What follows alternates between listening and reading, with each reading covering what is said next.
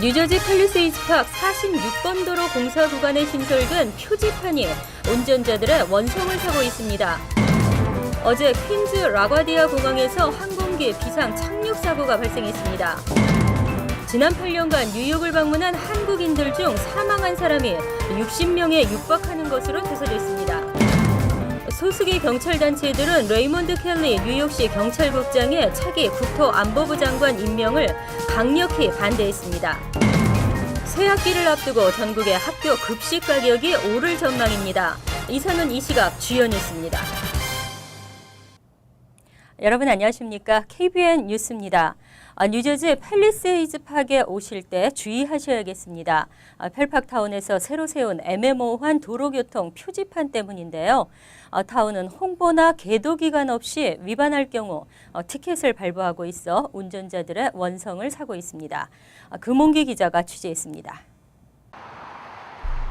팰리세이드 파크 46번 도로 동쪽 방향으로 달리다 보면 브로드 애비뉴 진입로가 나옵니다. 진입로에 들어서자마자 트럭 진입을 금지하는 표지판이 세워져 있습니다. 하지만 진입로에 다 들어서서야 이 표지판을 볼 수 있어 트럭 운전자들은 표지판을 미처 발견하지 못하고 진입해버립니다.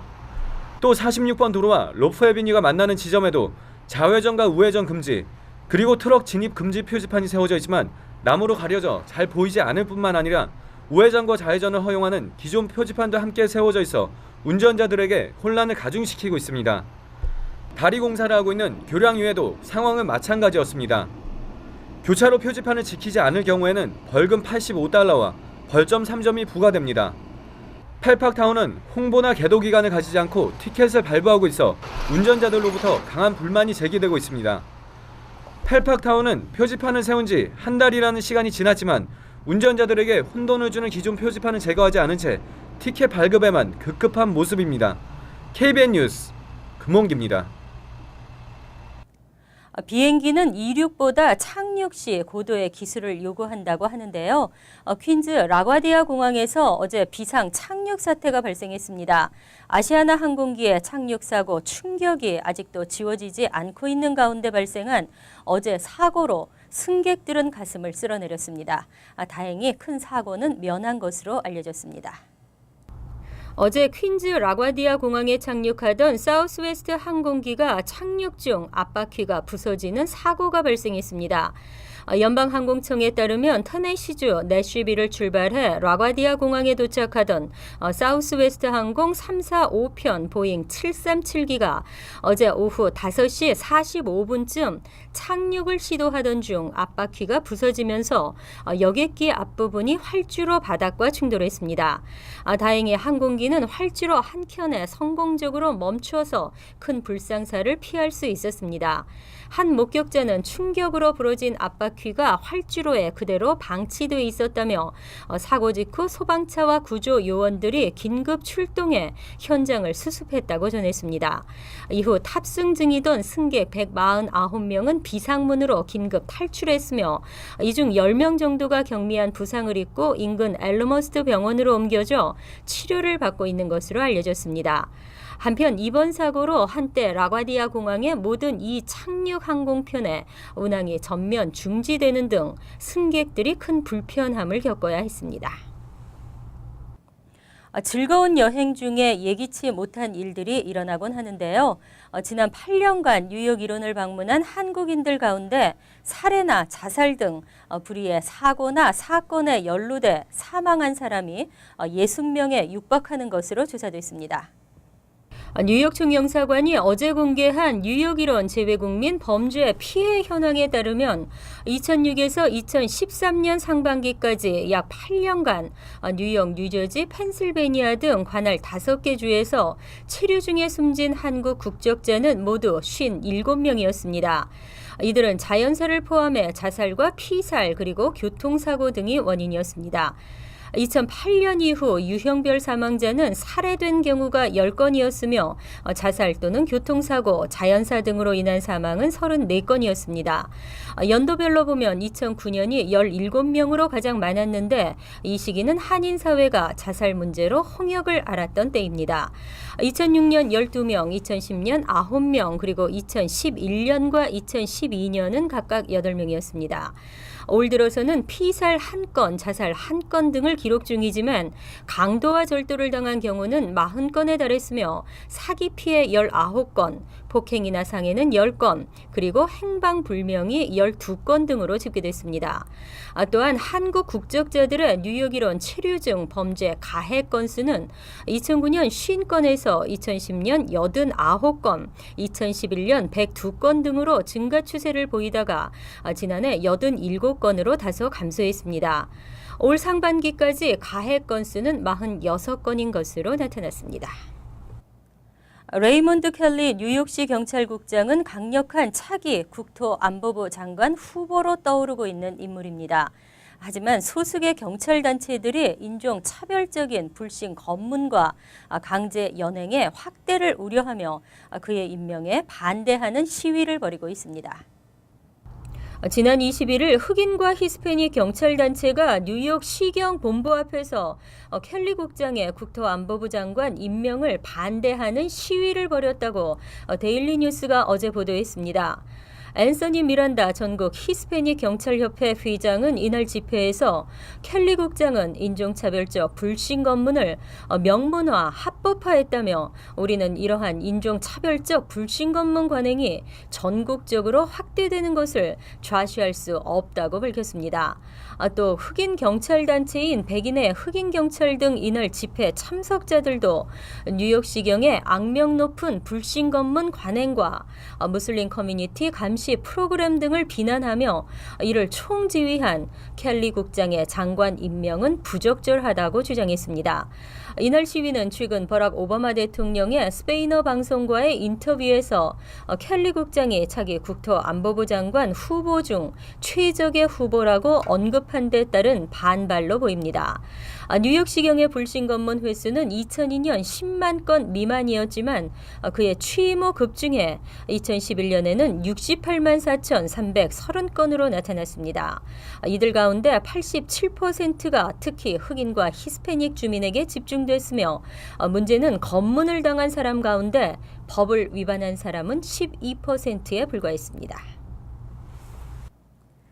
뉴욕주가 대중교통 서비스 개선을 위해 메트로폴리탄 교통공사에 예산 1,800만 달러를 지원합니다. 대중교통을 이용하는 800만 시민들의 발걸음이 가벼워질 전망입니다. 메트로폴리탄 교통공사는 지난 2010년 예산 부족으로 운행을 중단했던 Q31번 버스에 주말 운행을 재개하는 등 그동안 일부 중단했던 대중교통 서비스 운행 재개를 위해 1,800만 달러를 투입한다고 어제 밝혔습니다. Q31번의 주말 운행 외에도 G와 M 전철의 운행이 증편되고 브루클린 지역의 B3번 버스와 맨해튼 다운타운 지역의 M8번 버스도 운행을 늘리기로 했으며 롱아일랜드 레일로드도 콘코마와 포트 워싱턴 노선의 주말 운행 일정이 늘어납니다. 또한 전철역 청소와 이용객의 편의를 위한 일부 전철역 회전문 위치 조정 계획도 포함되어 있습니다. 메트로폴리탄 교통공사는 요금 인상과 통행료, 세금 등의 수입으로 예산이 어느 정도 충당되자 이번 서비스 재개를 단행한 것으로 알려졌으며 우선 필요한 서비스부터 재개한다는 방침입니다. 메트로놀스는 연간 170만 달러를 들여 실시간 열차 운행 정보 등을 제공하는 전광판을 운영할 예정이며 오는 2020년에는 뉴욕주 모든 메트로놀스 역에 설치하기로 했습니다. 한때 뉴욕은 범죄의 대명사로 여겨졌던 도시입니다. 하지만 마이클 블룸버그 뉴욕시장은 뉴욕시가 전국에서 가장 안전한 도시가 되고 있다고 말했는데요.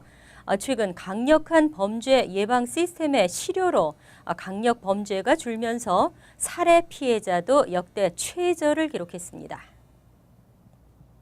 마이클 블룸버그 뉴욕시장은 어제 2013년도 상반기 살인사건 사망률이 지난해 같은 기간보다 29% 하락했다고 밝혔습니다. 살인사건 사망자 수에서 전국 최고를 기록하고 있는 브롱스의 경우 지난 한 해 동안 살인사건 발생 건수는 114건이었습니다. 하지만 올 들어서는 살인사건 사망자 수 32명을 기록하며 올 연말까지 누적 살인 건수가 사상 처음으로 100건 이하를 기록할 것으로 예상되고 있습니다. 이 같은 수치는 타 도시와 비교해도 쉽게 확인할 수 있습니다. 통계에 따르면 브롱스와 인구가 비슷한 댈러스의 경우 올해 상반기 동안 살인사건으로 71명이 목숨을 잃었으며 필라델피아는 116명이 사망했습니다. 브루클린은 총 71건의 살인사건이 발생해 브루클린과 인구가 비슷한 시카고 188건의 절반 이하 수준을 기록 중에 있습니다. 뉴욕을 방문하는 대다수의 사람들이 뉴욕의 안전을 걱정하지만 뉴욕의 범죄율은 130위 밖으로 비교적 안전하며 50만 이상의 대도시 중에는 가장 낮은 범죄율을 보이고 있습니다. 한편 마이클 블룸버그 뉴욕시장은 지난 10년간 줄어든 범죄율을 통해 약 7,300명의 생명을 구한 셈이라고 말했습니다. 전국의 학교 급식 가격이 오를 전망입니다. 학교 급식이 건강식으로 개선되면서 비용이 만만치 않다는 입장인데요. 새 학기를 앞두고 벌써 인상을 결정했거나 또는 고려하는 학군들이 생기고 있습니다. 뉴욕 업스테이트와 매사추세츠의 일부 학군을 비롯한 상당수 지역에서 이미 올해 가을 학기부터 급식비를 인상하겠다는 계획을 속속 발표하고 있습니다. 현재 미국은 2010년 재개정된 연방 농무부의 학교 급식 경비 지원 관련 법률에 따라 연방정부가 무료 또는 할인 급식 수혜자 몫으로 학교에 지원하는 급식 경비와 실제 급식 재료 구입비 격차의 평균치를 기준으로 급식비를 책정하도록 규정하고 있습니다.